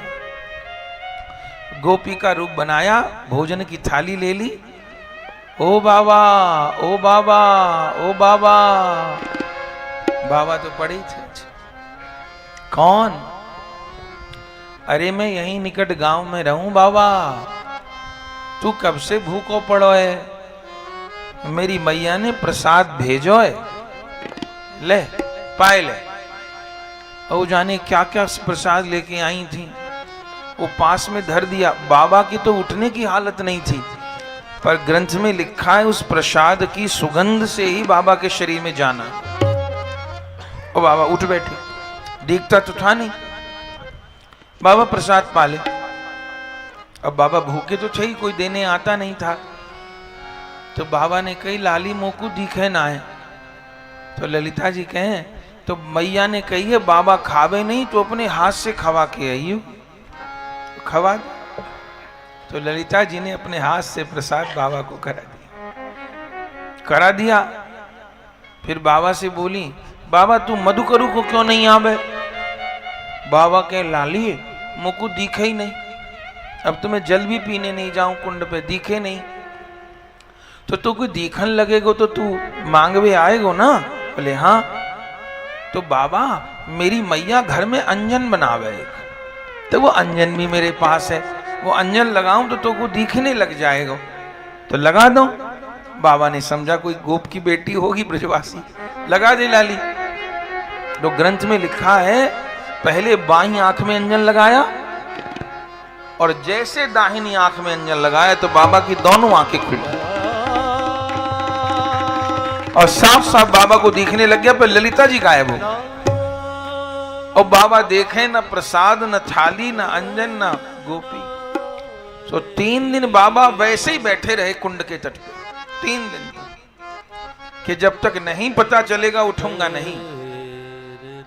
तब पुनः ललिता जी प्रकट और प्रकट होकर कहा, बाबा तो पे राधा रानी की कृपा है, तू ऐसे मत सोच कृपा नहीं है, और तू अब मानसी गंगा चलो जा और मानसी गंगा पे भजन कर, तेरे द्वारा राधा रानी बहुत बड़ो कार्य करवावेगी, तू जा। तब बाबा वहां से मानसी गंगा आ गए। आज भी जो वो जो छोटी कुटिया है वो बाबा की ही है, बाबा वहां रहे और वहीं बाबा की आज भी समाधि है। तो बाबा मानसी गंगा पर आ गए, वहां रहने लग गए। उनको ललिता जी आज्ञा करके गई थी, बाबा तुम सबको भजन की शिक्षा दिया करो। तो बाबा के साथ समस्या ये थी कि दीक्षा शिक्षा तो वो क्या देंगे, बाबा पढ़े लिखे नहीं थे पूरे, क्योंकि 16 साल के तो घर से आ गए और उड़ीसा के थे। सारे ग्रंथ आचार्यों के या तो संस्कृत में थे या बंगला में थे। तो बाबा वैसे उड़िया भाषी थे, वो भी पूरे पढ़े नहीं थे, ना उनको हिंदी पढ़ना आता था, ना संस्कृत पढ़ना आता था, ना बंगला पढ़नी आती थी। और जीव गोस्वामी जी के कठिन कठिन ग्रंथ हरिनामामृत, व्याकरण, कर्म संदर्भ, भगवत संदर्भ, परमार्थ संदर्भ कहाँ वो पल्ले पड़े। तो बाबा ने कहा सीजी ने आज्ञा दी है कि पढ़ो पढ़ाओ, तो क्या करूं। तो उन दिनों एक बाबा गोवर्धन में रहते थे, तो वो पढ़े हुए थे। तो बाबा उनके पास गए, उनसे कहा बाबा मुझे पढ़ा दिया करो। उन्होंने स्वीकार कर लिया कि पढ़ा देंगे। तो बाबा उनके यहाँ पढ़ने जाने लग गए। पढ़ाई कहाँ से शुरू करी उन्होंने, ऐसे अनार से, क्योंकि वो हिंदी पढ़े ही नहीं थे, ना संस्कृत पढ़े हुए थे। माने 50-55 साल की उम्र और पढ़ना कहाँ से शुरू किया, ऐसे अनार आसे यहाँ। सारी जिंदगी भजन में चली गई। अब पढ़ाई भी की उन्होंने, पढ़ना लिखना भी सीख गए, पर जीव गोस्वामी जी ग्रंथ तो बड़े कठिन है। तो बाबा दिन में ग्रंथ में लिखा है कि 18, 20 घंटा पढ़ते थे, और साधन थे नहीं उस समय। सारी चीजों को कॉपी करना, कागज नहीं मिलना, पेन नहीं मिलना, कहां से व्यवस्था करना, याद करना, पढ़ना लिखना। अब बाबा जो 18, 20 घंटा पढ़ाई में देने लग गए, तो दूसरी समस्या आ गई कि बाबा का भजन बंद हो गया। अब माला कहां से होगी, इतना पढ़ेंगे। अब फिर समस्या, भजन करें तो पढ़ाई छूटे, पढ़ाई करें तो भजन छूटे, और समझ में कुछ आवे नहीं। माने इतना कठिन, कोई ऐसे अनार पढ़ के 2-4 साल में कोई भागवत जी की पोथी तो समझ नहीं लेगा भाई, थोड़ा थोड़ा सीखेगा, बहुत समय चाहिए संस्कृत ग्रंथों को समझने के लिए। बाबा फिर उदास हो गए और बोले मैं किसी काम का हूं ही नहीं, मैं एकदम नलायक हूं, और कल शिला बांध करके मानसी गंगा में कूदूंगा। ये जो चित्र है उस समय का, बाबा ने अपने गले में पत्थर की शिला बांध ली कि निकलना चाहूं तो निकल ना पाऊं, अब मानसी गंगा में कूद के मरूंगा। और बाबा सब तैयारी कर चुके थे। रात को लेटे थे कुटिया में, कुटिया क्या थी, खुला ही था। तभी आधी रात को, माने सुबह सोचा था कि कूदूंगा, तभी रात को किसी ने दरवाजा खटखटाया। कृष्णदास, कृष्णदास, कृष्णदास। बाबा चौंके, निर्जन में कौन। दरवाजा खोला तो क्या देखा, दो लोग खड़े हैं। क्या देखा, ललिता जी खड़ी हैं और सनातन गोस्वामी जी खड़े हैं। बाबा ललिता जी सनातन जी के पीछे थे, सनातन जी ने कृष्णदास बाबा को कहा, बाबा मधुकरी तो मिल जाती है ना? हाँ गोस्वामी पाद मिल जाती है। क्या सोच रहा है? मानसी गंगा में मरने की सोच रहा है? देख बेटा, शास्त्र अनंत है। हर शास्त्र हर प्राणी के लिए तो नहीं है। जिसका जितना अध्ययन है, जिसका जितना अधिकार है, उतना व्यक्ति पढ़ पाता है, उतना सीख पाता है। तो तुझको जो सीखना था वो तू सीख चुका है। उन्होंने कहा, मुझको श्री जी की आज्ञा है बाबा कि मैं ग्रंथ पढ़ूं और सबको पढ़ाऊं, लेकिन मेरी बुद्धि नहीं चलती, मैं पढ़ा लिखा नहीं हूं, और अब मैंने ऐसे अनार तो पढ़ना शुरू किया है 50 साल की उम्र में, अब कहां तक पहुंचूंगा। तब सनातन गोस्वामी जी के आगे रो पड़े कृष्णदास बाबा। सनातन गोस्वामी जी सिर पर हाथ रखे कृष्णदास बाबा और क्या बोले, आज से तुम्हारे हृदय में सारे ग्रंथों का प्रकाश हो जाए। बिना पढ़े सारे ग्रंथ, सारा ज्ञान तुमको प्राप्त हो जाएगा। अब तुम्हें चिंता की बात नहीं है। और जैसे कहा सनातन गोस्वामी जी हाथ रख के बाबा को सबरा ज्ञान हो गया। फिर ललिता जी आई। ललिता जी ने कही, बाबा सनातन गोस्वामी जी ने तो ज्ञान दे दियो तुझको, अब ऐसा है जो ज्ञान मिलो है ना, इसको अपने तक मत रखियो कि अब पढ़ लियो तो अब लीला को ध्यान करूंगा। अब जितने ब्रज में और महात्मा है ना, सबको पढ़ना तो आता नहीं, ग्रंथ भी नहीं है, तो सबको भजन की शिक्षा दिया कर, मानसी सेवा बताया कर। तो ललिता जी और सनातन गोस्वामी जी कृपा करके गए। तब बाबा को तो सारे ग्रंथ कंठस्थ हो गए, सब हृदयस्थ हो गए। तब बाबा ने एक, उसको गुटिका बोलते हैं, कृष्णदास बाबा की गुटिका, जहां भी लीला चिंतन होता है मानसी सेवा का, वह बाबा की गुटिका काम आती है। कहते कृष्णदास बाबा की गुटिका। तो बाबा ने गुटिका माने नोट्स, सब ग्रंथों के सरल करके नोट्स बनाए सरलता में। जैसे कोई 1000 पृष्ठ की पुस्तक हो और उसको कोई 50 पेजों में उसका सारांश लिख दे, नोट्स लिख दे, तो कितनी आसानी हो जाएगी। हम लोग पढ़ते थे, नोट्स ही तो बनाते थे। हमारे जितने ग्रंथ हैं पढ़ने के, उनको कोई दूसरा तो पढ़ ही नहीं सकता, हम ही पढ़ सकते हैं, क्योंकि पूरे ग्रंथ रंगे रहते हैं हमारे। हर पेज पे कुछ ना कुछ लिखा ही रहेगा, संबंध ये वो फला टिका, माने दूसरा तो पढ़ ही नहीं पाएगा, उसको समझ में नहीं आएगा लिखा क्या है। वैसे उसमें ये इधर का सन लिखा है, इधर श्लोक लिखा है, इधर संख्या लिखी, पूरा ग्रंथ रंगे रहते हैं और उनको संभाल के रखते हैं। चूंकि माने लिखा है वो तो लिखा ही है, हमने जो उसमें लिखा है वो मूल्य है। और सारे ग्रंथ जर्जर हो गए, इतना पढ़ चुके हैं उसको, तो उनको टेप लगा लगा के, गत्ता लगा के, बाइंडिंग भी नहीं करवाते, क्योंकि बाइंडिंग वाला तो काट पीट देगा उसको, सिलेगा तो जर्जर हो गए ग्रंथ, तो उसको संभालना होता है। तो खुद ही उसको अब गोपाल मदद कर देता है। तो गम लगा करके, टेप चिपका के, कागज चिपका के, गत्ता चिपका के, बाइंडिंग भी खुद ही करते हैं अपने से, बाजार से नहीं करवाते, क्योंकि वो जो लिखा है कोने तक लिखा है तो वो कटिंग कर देगा, तो अपने से बाइंडिंग करते हैं हाथ से ग्रंथ की। तो बाबा ने नोट्स तैयार किए, उसको कृष्णदास बाबा की गुटिका कहते हैं। और महाराज तब तो कोई महात्मा ऐसा वृंदावन का नहीं था जिसको बाबा ने भजन की शिक्षा न प्रदान की। और उस दिन से तो बाबा के नाम के आगे लग गया सिद्ध। लीला सिखाते थे बाबा को, और बाबा तो सिद्ध, जिसके सिर पे हाथ धर दिया वही सिद्ध हो गए।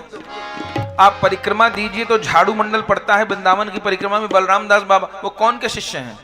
शिक्षा शिष्य, उनके शिक्षा शिष्य बहुत थे। झाड़ू मंडल के बलराम दास बाबा किसके शिक्षा शिष्य हैं? सिद्ध बाबा के। लाला बाबू किसके शिष्य हैं? वो दीक्षा शिष्य भी उन्हीं के, लाला बाबू शिष्य कृष्णदास बाबा के। जगन्नाथ दास बाबा, सिद्ध जगन्नाथ दास बाबा, इस्कॉन मंदिर में चित्र लगा रहता है ना, झुके हुए बाबा, कहाँ शिक्षा ग्रहण की? बाबा से की। ये लोग तो इन बातों को बताते नहीं है, केवल अपनी अपनी ढबली बजाते। वो बाबा सिद्ध बाबा से दीक्षा ग्रहण की। नित्यानंद दास बाबा मदन मोहन ठौर के, उन्हीं से ग्रहण की। जिसके सिर पे हाथ धर दिया उसी के हृदय में लीला का प्रकाश हो गया। और बाबा तो हर समय जुगल लीला के आवेश में बने रहते थे, हर समय उनके हृदय में लीला का प्रकाश होता रहता था। बड़े बड़े उनके अनुभव हैं। मानसी गंगा पे रहते थे और प्रिया प्रीतम की अष्टकालीय लीला का चिंतन करते थे। एक बार महात्मा लोग मानसी गंगा के तट पर बैठे भजन कर रहे थे। अचानक सबको बहुत तेज इत्र की गंध आने लग गई। इतनी तेज इत्र की गंध आने लग गई कि गमक गए सब लोग, जितने महात्मा बैठे थे। बाबा भी बैठे भजन कर रहे थे। सबने बाबा की तरफ देखा, ये इतनी जोर इत्र की गंध कैसे आई? तो बाबा रोने लग गए। सबने पूछा, बाबा ये इत्र की गंध अचानक कैसे आई मानसी गंगा पे? तो क्या बोले, प्रिया प्रीतम स्नान कर रहे थे मानसी गंगा। स्नान करके बाहर निकले तो मेरी गुरु सखी और रूप मंजरी जी उनका श्रृंगार कर रही थी, वस्त्र पलट रही थी। गुरु सखी ने मुझे आज्ञा दी इत्र लगाने की, तो मैं इत्र की शीशी लेके खड़ी थी। प्रिया प्रियतम वस्त्र पलट रहे थे, श्रृंगार हो रहे थे, हंस हंस के बात कर रहे थे, तो मुझसे आवेग सहन नहीं हुआ और मेरे हाथ से इत्र की शीशी गिर गई। अभी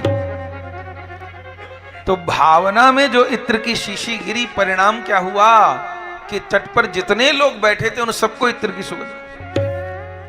ऐसी स्थिति बाबा की। ऐसे बहुत चरित्र हैं। एक बार राधा रानी स्नान कर रही थी, बाबा बैठे थे। राधा रानी का बिछुआ खुल गया मानसी गंगा में, लीला में। अब बाबा को बोला, बाबा ने देखा श्री जी का बिछुआ, तो बाबा कूद गए कुंड में और श्री जी का बिछुआ ढूंढने लग गए। तो लीला का काल और जगत का काल अलग अलग चलता है। तो बाबा 7 दिन नहीं दिखाई दिए। माने आसन था, माला रखी थी बाबा नहीं। ब्रज में ढूंढ मच गई, बाबा कहां गए, बाबा कहां गए। कोई कहे डूब गए, कोई कहे कुछ हुआ कुछ हुआ। 7 दिन बाद जल से बाहर निकले तो शिष्यों ने कहा, बाबा कहां चले गए थे, 7 दिन से गायब हो।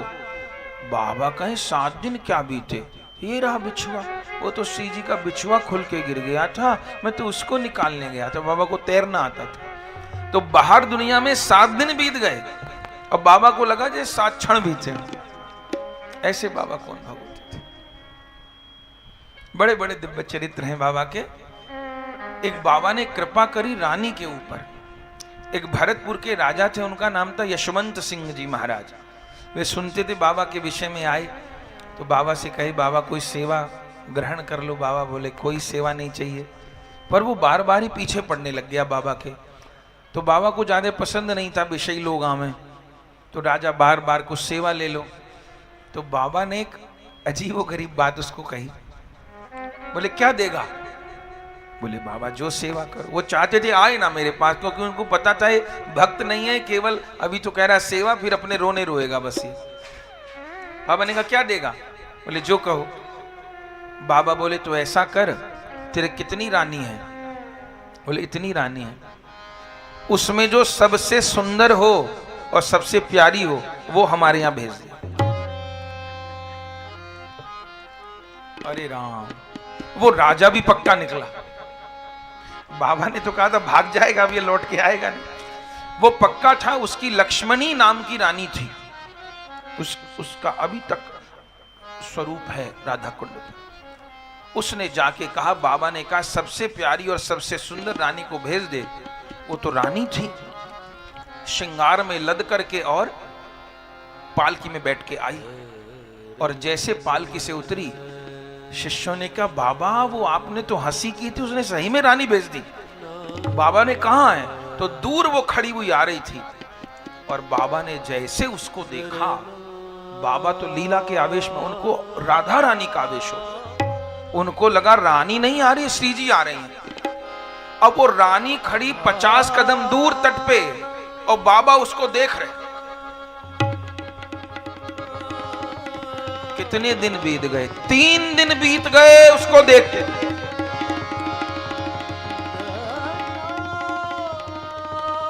और वो भी खड़ी है, वो भी पक्की वहीं खड़ी है, हिली नहीं, स्टैचू बन के खड़ी रही है। और बाबा ऐसे। उसका पति भी आया था। उसके मन में कुछ दुर्भाव आने लग गया। बोले लगता है बाबा, माने सुंदर बहुत थी वो रानी, लगता है बाबा मेरी पत्नी के रूप पे आ सकते हो। सब लोगों के तो मन में नहीं आया, लेकिन उसके मन में आया। 3 दिन हो गए। 3 दिन बाद बाबा की समाधि भंग हुई तो बाबा ने नेत्र बंद किए। फिर वो राजा आगे आया तो प्रणाम तो करना था, फिर उसको पूछना था कि देखता हूं क्या करते हैं, कहेंगे मेरी कुटिया में भेज दे रानी को, ऐसा कुछ कहेंगे तो मैं जान जाऊंगा गलत है। प्रणाम किया। बाबा कभी किसी के सिर पे हाथ नहीं रखते थे। उस दिन जब राजा ने प्रणाम किया तो बाबा सिर पे हाथ रख दिए ऐसे, और जैसे सिर पे हाथ रखा तो राजा को अनुभव हो गया कि बाबा कौन है, और मेरी पत्नी में वो किसी स्त्री को नहीं देख रहे थे, मेरी पत्नी में वो राधा रानी को देख रहे थे। ये अनुभव हो गया। तब राजा तो चरणों में प्रणाम करके चला गया, और वो रानी, बाबा ने तो हंसी में कहा था अपनी रानी को भेज दे। जब रानी ने सुना कि बाबा ने बुलाया तो उसने भी हट कर ली कि अब जाऊंगी नहीं राधा कुंड से, मानसी गंगा से, यहीं रहूंगी। अब बाबा के आफत गले पड़ गए। बाबा तो स्त्रियों को रखते नहीं थे। उसने कहा बाबा आपने बुलाया है तो मैं तो जाऊंगी। बाबा ने कहा हम क्या करेंगे, भाग यहां से, हमारे यहाँ रोटी खाने को नहीं, रानी को रखेंगे। बोले बाबा नहीं, कोई सेवा बताओ। बाबा ने कि विषयों की सेवा में नहीं लेता, विषय का अन्न। हम तो जब से वो गोविंद देव जी में घटना हुई ना सुनी, तब से तो बाबा सावधान हो गए, विषयों का अन्न नहीं लेते। बाबा से वो बोली, क्या कहते हैं, रानी कि मैं सेवा करूंगी, राजा से मत लीजिए। बोले कहां से लाएगी, तू कमाती है क्या, तेरा पति तो कमाता है ना पति की। बोले पीहर से मंगवा दूंगी। बोले तेरे माँ बाप भी तो ऐसे ही होंगे।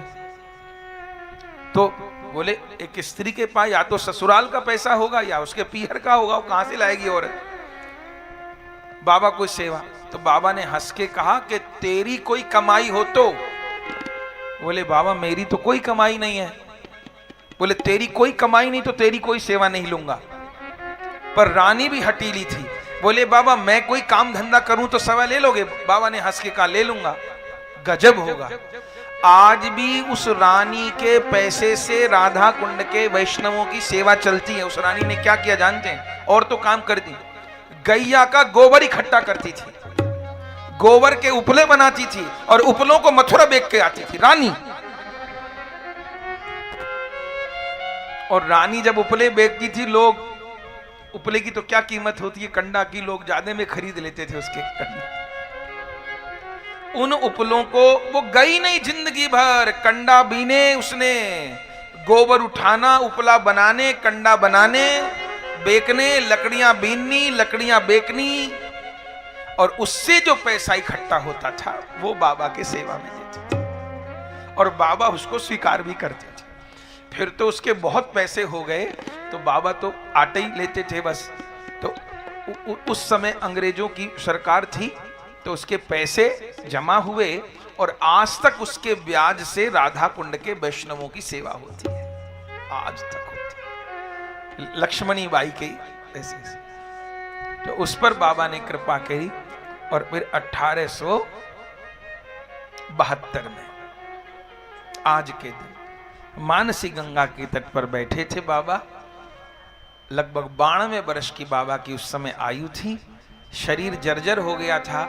बोले बाबा का पढ़ना पढ़ाना छूट गया, वे वृद्ध जब हो गए बहुत, पर बाबा ग्रंथ सुनते थे और ग्रंथ सुनते हुए अजस्र अश्रुधार उनकी आंखों से, नासिका से श्लेष्म और मुंह से राल गिरती रहती थी। अद्भुत अवस्था प्रेम में रहती थी उनकी। मानसी गंगा पर बैठे थे, बाबा को साक्षात दर्शन हुआ, प्रिया प्रीतम मानसी गंगा में नहाने आए हैं। तो और दिन तो बाबा इत्र आदि लगाने की, बाबा के इत्र की सेवा थी। प्रिया प्रीतम नहा के आते थे तो उनका अंग पहुंचते थे और इत्र उनको लगाते थे।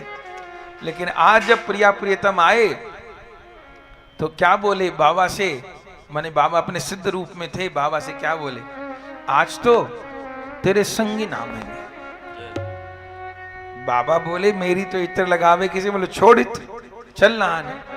तो प्रिया प्रीतम हाथ पकड़ लिए बाबा का और बाबा का शरीर तो वहीं गिरा रह गया और सखी स्वरूप से प्रिया प्रीतम जल में बाबा को बिल्कुल। इसलिए आप समाधि भी दर्शन करेंगे तो माने आप सोचिए, माने ये समाधि है और ये मानसी गंगा है। जैसे ये मेज समाधि है और बगल में मानसी गंगा, ऐसे, क्योंकि वहीं से खींचा ठाकुर जी ने कि चलना। तो बाबा का शरीर गिर गया और सखी रूप से आप मानसी गंगा की लीला में प्रविष्ट हो गए। आज के दिन बाबा ने लीला में प्रवेश किया तो बाबा के चरित्र को संक्षिप्त रूप में हमने स्मरण किया। विशाल तो बहुत है, आज तिथि है तो पूज्य बाबा को प्रणाम करते हैं। और ये महापुरुष सबके होते हैं भैया, किसी एक के नहीं होते। जैसे ब्रज सबका है, राधा रानी श्याम सुंदर सबके हैं, ऐसे राधा रानी श्याम सुंदर के ये संत परिकर जन सबके हैं, किसी एक के नहीं। तो बाबा से कृपा की याचना करते हैं, ये जिस पर कृपा करेंगे उसी को जुगल किशोर प्राप्त होंगे।